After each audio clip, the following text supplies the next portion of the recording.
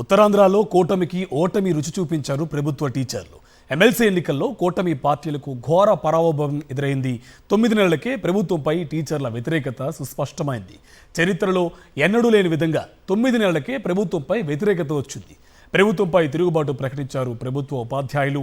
కూటమి అభ్యర్థి రఘువర్మపై స్వతంత్ర అభ్యర్థి గాదే శ్రీనివాసులు నాయుడు విజయం సాధించారు. తొలి ప్రాధాన్యత, రెండో ప్రాధాన్యతలోనూ వెనుకబడ్డారు కూటమి అభ్యర్థి.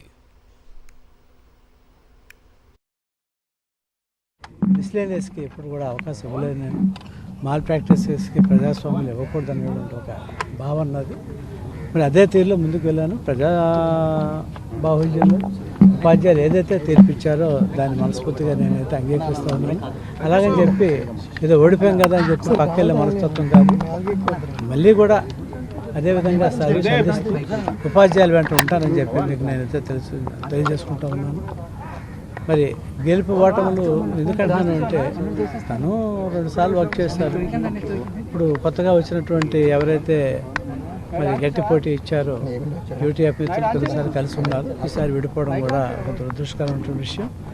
ఏదైనా సరే ఉపాధ్యాయులు వెంట ఉంటానని చెప్పి మీ ద్వారా నేను తెలియజేసుకుంటా ఉన్నాను.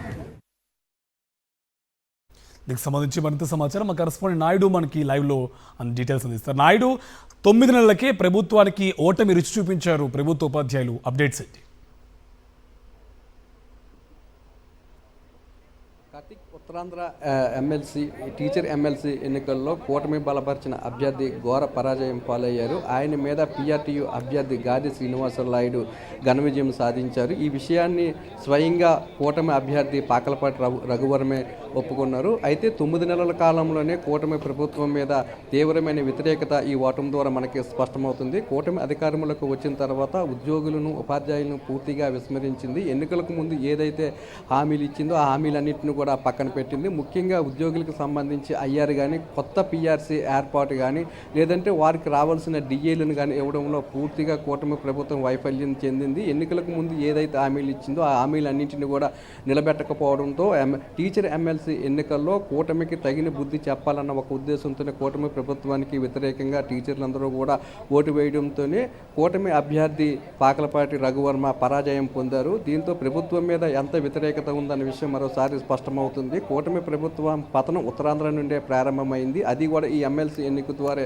పతనం ప్రారంభమైందనే అభిప్రాయం కూడా సర్వత్రా వినిపిస్తుంది. ఎన్నికలకు ముందు ఇచ్చిన హామీలన్నింటినీ కూడా నిలబెట్టుకుంటారని టీచర్లందరూ కూడా భావించినప్పటికీ కూడా కూటమి ఆ దిశగా ప్రయత్నం చేయకపోవడంతో చరిత్రలో ఎన్నడూ లేని విధంగా 9 నెలల మీదే తీవ్రమైన వ్యతిరేకత ఉద్యోగుల నుండి వ్యక్తమైంది. ఇదే వ్యతిరేకత కొనసాగిలే ఉంటే రానున్న రోజుల్లో కూడా తెలుగుదేశం పార్టీకి ఉద్యోగులు పూర్తిగా దూరమయ్యే అవకాశం కనపడుతుంది. ఏ ఎన్నిక జరిగినా కూడా ఉద్యోగులంతా కూడా కూటమికి వ్యతిరేకంగా ఓటు వేస్తారనే చర్చ కూడా జరుగుతుంది.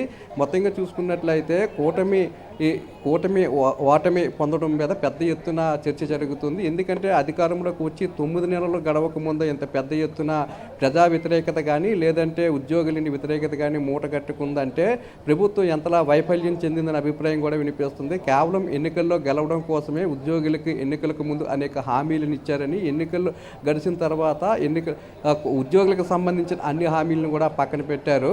అలాగే ఒక పిఆర్సీ వేస్తారని ఆశించారు. గతంలో ఉన్న పిఆర్సీ చైర్మన్ కూడా తొలగించారు. ఇవన్నింటినీ పరిగణలోకి తీసుకున్న ఉద్యోగులంతా కూడా ఈ ఎన్నికల్లో కూటమి అభ్యర్థికి తగిన బుద్ధి చెప్పారని అభిప్రాయం అయితే వినిపిస్తుంది. Karthik. Right, thank you Naidu.